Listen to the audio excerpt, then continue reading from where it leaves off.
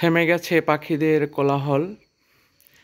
এই পবিত্র রমজান মাস, চারিদিকে নীরবতা।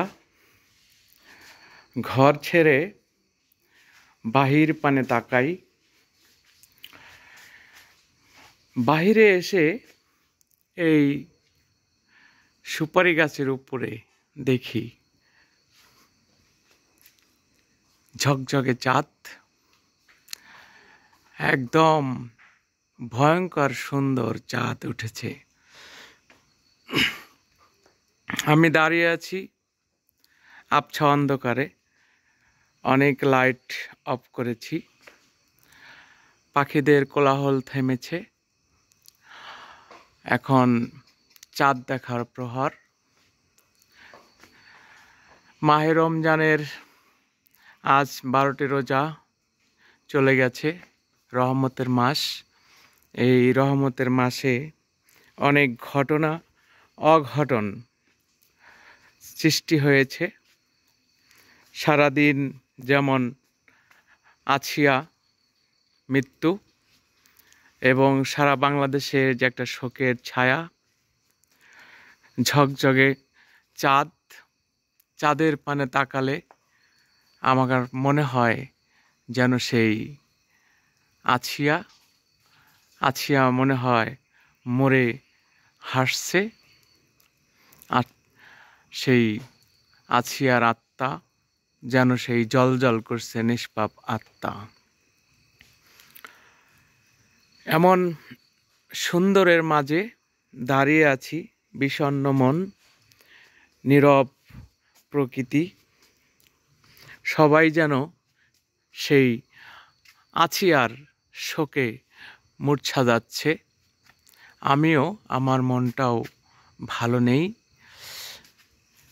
আমি নিরিবিলি একা একা হাঁটছি। আপনাদেরকে এই যে নিরিবিলি সুন্দরের শুভেচ্ছা জানাতে ইচ্ছে করছে না, কারণ আমার মন আজকে বিষণ্ণ।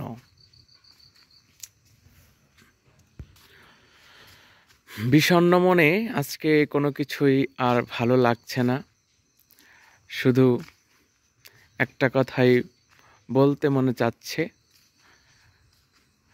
নিষ্পাপ আছিয়া, তুমি আমাদের ক্ষমা করো।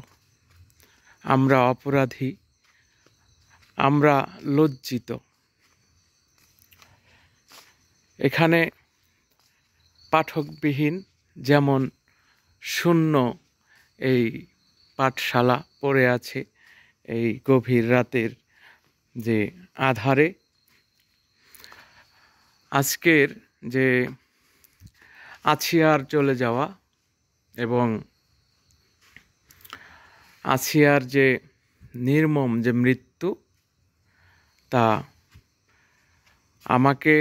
শুধু আমাকে নয়, সমগ্র দেশটাকে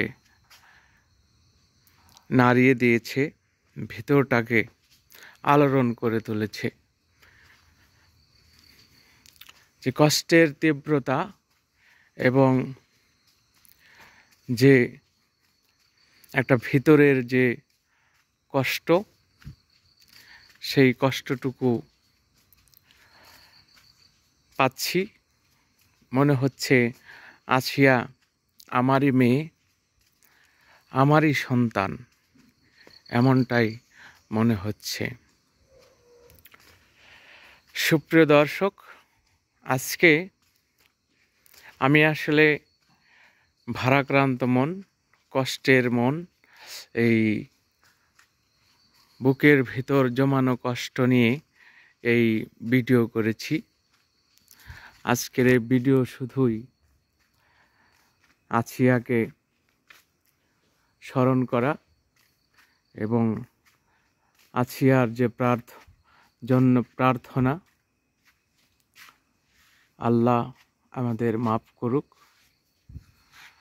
আমরা আছিয়ার কাছে মাপ চাই।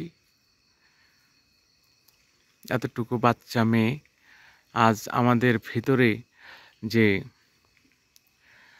আফসোস এবং কষ্ট রেখে চলে গেল, তার থেকে পরিত্রাণ এবং তা থেকে যে আমাদের এই শোকটাকে শক্তিতে পরিণত এবং